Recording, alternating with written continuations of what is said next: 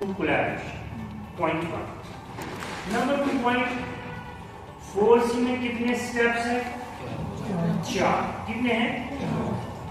आप में से कोई बता सकते हैं क्या क्या स्टेप है? कंसीडर एक है, दूसरा क्या है? दूसरा क्या है? ब्रीफली मैं आपको बताऊंगा कि किस स्टेप में क्या करना है। कंसीडर का मुद्दा सिर्फ ये है कि हम बच्चों को मोटिवेट करें। किस चीज के लिए मोटिवेट करें? आज के टॉपिक के लिए मेरा कोई टॉपिक होगा climate, seasons, raining, flower, photosynthesis, earning, जो भी टॉपिक है, इस टॉपिक को लेके बच्चों को मोटिवेट करना है, उनमें क्यूरियोसिटी डेवलप करनी है। हम डायरेक्टली पूरी टॉपिक ओपन नहीं कर सकते, तो उस चीज के लिए हम कंसीडर का इस्तेमाल करेंगे। अब इस कंसीडर में हम यूजुअली क्या करते हैं, तो there are 10 devices, 10 techniques through which you can motivate your students for the topic. But mostly we use questioning as a tool, questioning as a device, where they use the previous knowledge of the student. यानी कि हम students की previous knowledge, previous experience को use करके questions पूछते हैं। पहले simple सा सवाल, फिर क्वेश्चन की लेवल हम बढ़ाते हैं।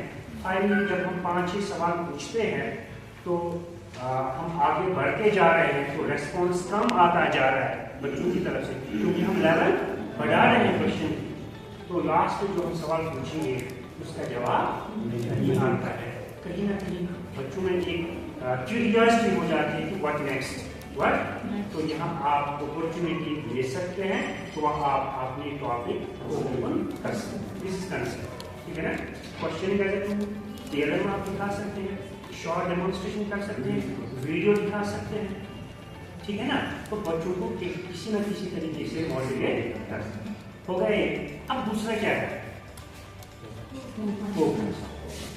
जब हम को कंस्ट्रक्ट की बात करेंगे, basically co-construct and consolidate are the 2 given steps, ठीक है ना।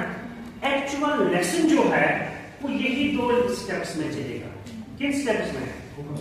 co-construct और consolidate। पहले ही मैंने बताया कौन सा लेसन है? कंस्ट्रक्ट दिस लेसन, यानी कि हम नॉलेज कंस्ट्रक्ट करनी है, क्रिएट करनी है। तो यहाँ 2 मेन स्टेप्स है। क्या क्या? co-construct, यही वो 2 स्टेप्स है जिनमें आपको नॉलेज कंस्ट्रक्ट करना। किन 2 स्टेप्स हैं? पहले आपको कंस्ट्रक्ट का इस्तेमाल कर सकते हैं, उसके बाद कंस्ट्रक्ट। लेकिन इन 2 स्टेप्स का काम ये है, जिस तरह हमने ये देखा कि कंसीडर में हम बच्चों को मोटिवेट करते हैं कि नहीं करते हैं, इसी तरह हम co-construct और consolidate नॉलेज कंस्ट्रक्ट करते हैं रिगार्डिंग द टॉपिक। अब हम ये देखेंगे co-construct में हम क्या करेंगे और consolidate। Once you are done with consider part, you have opened your topic, you have announced your topic, students are curious to learn. The next step is co-construct। इसमें सबसे पहले आप ग्रुप्स बनाएंगे। क्या बनाएंगे? Groups. Depends upon the number of students in the class. Srinagar में कुछ school ऐसे भी हैं 3-4 ही बच्चे होते हैं क्लास में, तो वहाँ एक ग्रुप बनेगा, ठीक है ना। तो अगर 20 बच्चे 25 बच्चे हैं क्लास में, वहाँ आप 3 ग्रुप 4 ग्रुप बना सकते हैं। ग्रुप्स बन गए ना co-construct में। ग्रुप्स बनाने के बाद आप बच्चों को TLM प्रोवाइड करोगे। क्या करोगे?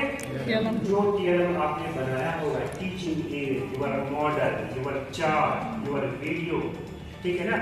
कितनी चीजें हो गई? पहले ग्रुप्स बनाए, अब हम co-construct में है, उसके बाद क्या किया? TLM पे बच्चों को कोई एक्टिविटी करनी है, कोई ऑब्जर्वेशन करनी है, लेकिन ये एक्टिविटी ऐसी होनी चाहिए, ये ऑब्जर्वेशन ऐसी होनी चाहिए कि ये एक्टिविटी करने से ही आपके ऑब्जेक्टिव्स अचीव हो जाए। इसीलिए सबसे पहले हम लेसन प्लान में हम ऑब्जेक्टिव्स ही सेट करते हैं। लेसन प्लान में सबसे पहले काम हम क्या करते हैं, ऑब्जेक्टिव्स डिसाइड करते हैं।